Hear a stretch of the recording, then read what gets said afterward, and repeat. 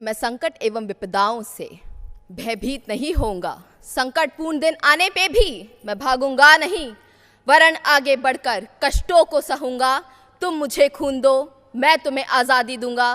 तुम मुझे खून दो, मैं तुम्हें आज़ादी दूंगा। नमस्कार, मेरा नाम जहानवी खोजी है और मैं जयपुर राजस्थान से नेहरू युवा केंद्र का युवा एवं खेल मंत्रालय प्राइड एवं भारत सरकार का धन्यवाद करना चाहती हूं कि उन्होंने मुझे ये अवसर प्रदान किया कि मैं नेताजी की जयंती के दिन उन्हें अपने शब्दों के माध्यम से श्रद्धांजलि दे सकूं।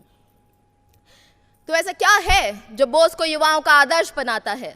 ऐसा क्या है जो एक साधारण सा युवा सुभाष महान भारत का प्रेरणा स्रोत बन जाता है? और वो है उनका प्रेरणाओं से भरा जीवन। 23 जनवरी 1897 को उड़ीसा के कटक जिले में श्री जानकीनाथ जी के घर एक पुत्र का जन्म होता है, जो सिर्फ उनका पुत्र नहीं, भारत माँ का पुत्र था।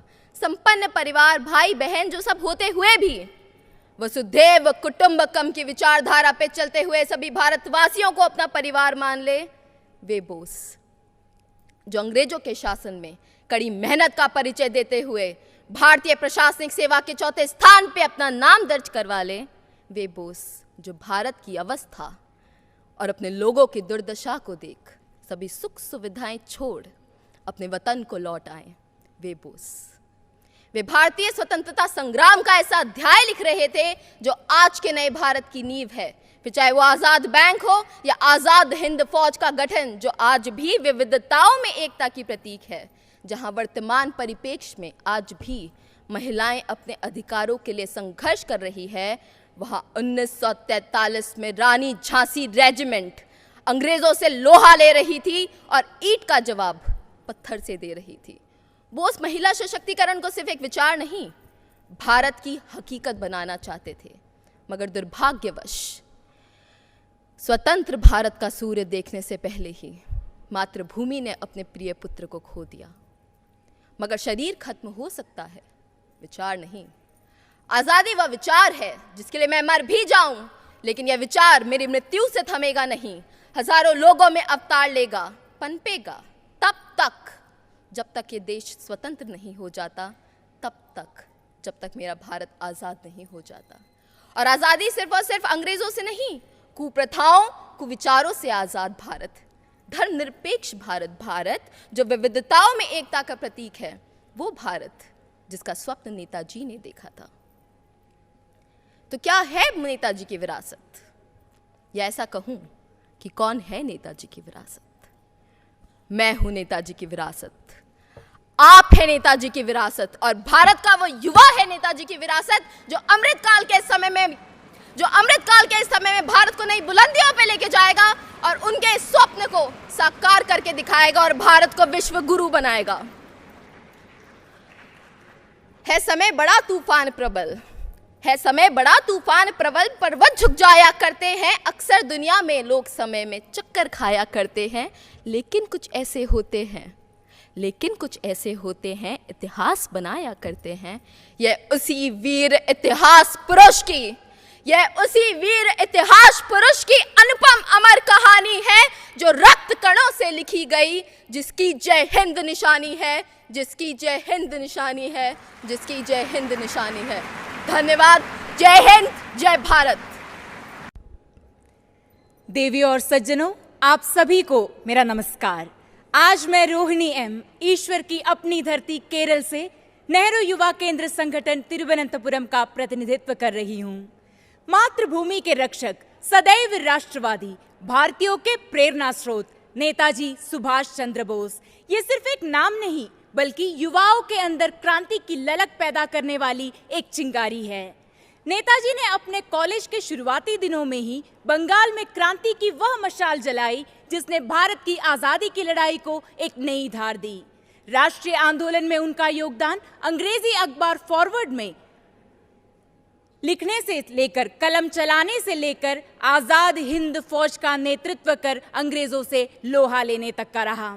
नेताजी ने भारत की पहली अंतरिम सरकार की स्थापना की और 21 अक्टूबर 1943 को पहली बार भारत की धरती पर राष्ट्रीय ध्वज फहराया। नेताजी भारत की विरासत पर गर्व करते थे और जल्द से जल्द भारत को आधुनिक भी बनाना चाहते थे। भारत के सम्माननीय प्रधानमंत्री महोदय श्री नरेंद्र मोदी जी ने कहा है कि आने वाले 25 साल हमारे देश और 130 करोड़ की आबादी के लिए बेहद खास होने वाली है। आजादी के इस अमृत काल में हम सभी युवाओं का कर्तव्य है देश के विकास में, राष्ट्र निर्माण में अपनी भागीदारी देना। जय हिंद। तुम मुझे खून दो, मैं तुम्हें आजादी दूंगा। नेताजी के ये शब्द अपनी मातृभूमि के प्रति हमारे कर्तव्य के भाव को जगा देती है। जिस तरह नेताजी ने पूरे विश्व के भारतीयों को संगठित किया, उनसे हम सभी युवाओं को संगठन क्षमता सीखनी चाहिए। हम सबको एक साथ मिलजुल कर एक भारत श्रेष्ठ भारत के सपने को साकार करनी चाहिए। महिलाओं को समान अधिकार और सम्मान देने हेतु नेताजी सुभाष चंद्र बोस ने महिलाओं की फौज रानी झांसी ब्रिगेड बनाई और साथ ही उन्होंने आजाद हिंद फौज में सभी धर्मों के लोगों को साथ में जोड़ दिया। आज से लगभग 80 वर्ष पहले नेताजी ने ये उदाहरण करके दिखाया कि देश सर्वोपरि है। मनुष्य का धर्म, जाति, रहन सहन, खान पान, विचार, संस्कृति इन सब से परे है। आज जब देश आत्मनिर्भर भारत के संकल्प के साथ आगे बढ़ रहा है, तब उत्कृष्ट राष्ट्र प्रेम, निस्वार्थ राष्ट्र सेवा, एक बड़े लक्ष्य के प्रति पूर्ण समर्पण, प्रतिकूल परिस्थितियों में अदम्य साहस और देश के प्रति आशावादी दृष्टि रखने वाले सुभाष चंद्र बोस नई पीढ़ी के लिए सदैव सदैव प्रेरणा के स्रोत बने रहेंगे। अंत में सभी युवाओं से, सभी भारतवासियों से बस यही कहूंगी कि तू शेर ए हिंद आगे बढ़, मरने से तू जरा न डर, उड़ा के दुश्मनों का सर, जोश ए वतन बढ़ाए जा। ये जिंदगी है कौम की, ये जिंदगी है कौम की, तू कौम पे लुटाए जा, तू कौम पे लुटाए जा। जय हिंद। चलो आज वो नजारा याद कर लें, शहीदों के दिलों में थी वो ज्वाला याद कर लें, जिसे लेकर आज़ादी पहुंची थी किनारे पर। आओ आज उस देशभक्त को याद कर लें। नमस्कार, मैं नमिता नेहरू युवा केंद्र कुल्लू से हिमाचल प्रदेश का प्रतिनिधित्व करते हुए बात करने जा रही हूं हमारे प्रिय नेताजी सुभाष चंद्र बोस के बारे में। नेताजी की लोकप्रिय निमृति कुछ इस प्रकार है कि वे एक ही संदर्भ में दो अलग अलग छोर पर नजर आते हैं। नेताजी की एक छवि अपने प्राणों का उत्सर्ग करने वाले राष्ट्रभक्त के रूप में नजर आती है, तो वहीं उनकी एक छवि वर्दी पहने, सीना ताने, कुशाग्र बुद्धि वाले ऐसे व्यक्ति के रूप में नजर आती है जिन्होंने राष्ट्र के लिए सब कुछ त्याग कर दिया।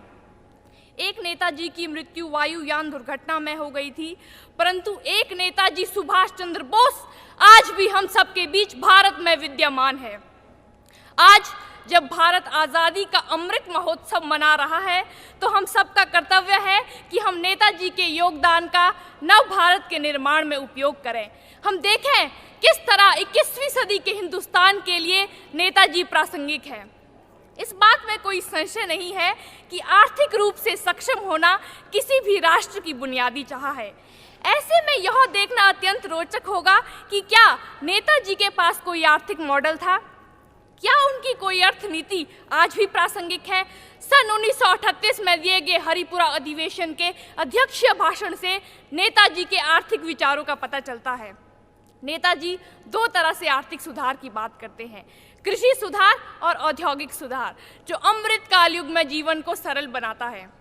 अमृत काल युग हमारे आज़ादी के 100 वर्ष जो पूरे होने वाले हैं और नेताजी के सपनों का भारत आज पूरे विश्व के सामने है।